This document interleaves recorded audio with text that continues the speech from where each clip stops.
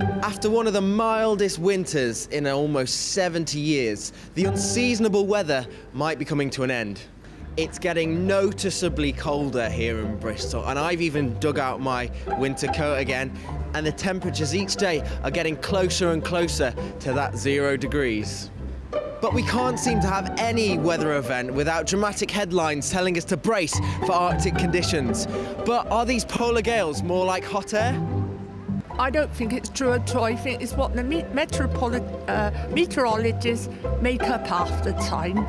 No, I don't think it's true. I think we've got general weather, what we've had for years, and I think if we get any snow at all, it would just be for about 3 days, and nothing more than that. It is very annoying. You see them on television and you can see they've just got somewhere where there's a few patches of snow. It's ridiculous. We can't be sure of the weather in England. We never will be.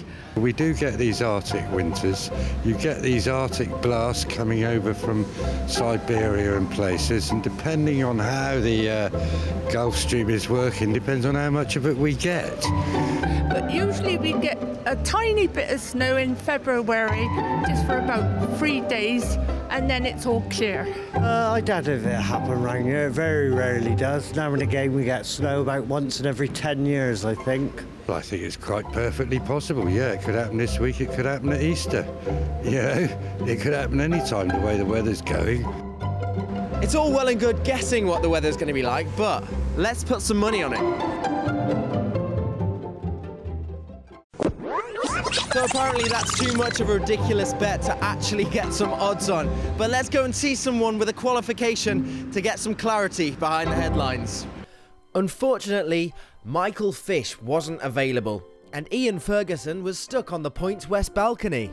So instead, I went to meet local weather enthusiast Mark Stewart at his home in Thornbury that was kitted out with all sorts of weather measuring gear. My name's Mark Stewart, and I've been keeping weather records since I was 11. That's 39 years of watching the UK's weather, so I reckon Mark is pretty qualified. So what are his thoughts on our mild December? Yeah, so December was very unusual. I've been keeping weather records since I was 11. So that's just about 40 years now that I've been keeping weather records. And I've got a chart here, and you can also see it on my website. The temperatures were 4 or 5 degrees above normal, so it was about averaging about 10 or 11 degrees. It was more like October rather than December. That's how I describe it. Now, what about the wintry weather that's supposedly headed to Bristol?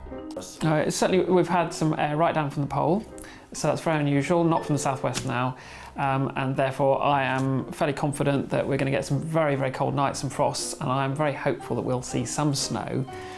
It's been quite a while now since we've had a good winter, so I'm really hopeful we're going to get something later in the week. Lots of information. Also keep an eye on all the charts, as you can imagine, and there's a special line on charts. I don't know whether you'll be able to see this, but it's called the 528 line, and if you're on one side of it you get snow, and on the other side you get rain, and that 528 line is going below Bristol over the next few days, so if anything comes out of the skies on Thursday, it would be likely to be snow.